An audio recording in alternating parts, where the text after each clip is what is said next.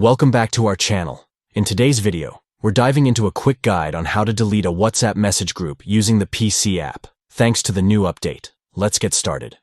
First, open WhatsApp on your PC. If you haven't installed it yet, head over to the official website and download the app. Once you're logged in, you'll find your chats displayed on the left side. Next, navigate to the group chat that contains the message you want to delete.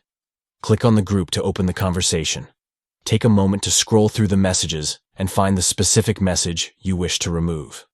Once you've located the message, simply right-click on it. This will bring up a menu with several options. Look for the Delete option and click on it. A pop-up will appear with a couple of choices. Select Delete for me. This will remove the message from your view but won't affect other members in the group. Finally, click on Delete to confirm your action. And just like that, the message is gone from your chat. And there you have it. In just a few simple steps, you've learned how to delete a WhatsApp message in a group chat using the PC app. If you found this video helpful, don't forget to hit that like button and subscribe for more tips and tricks. Thanks for watching and see you in the next video.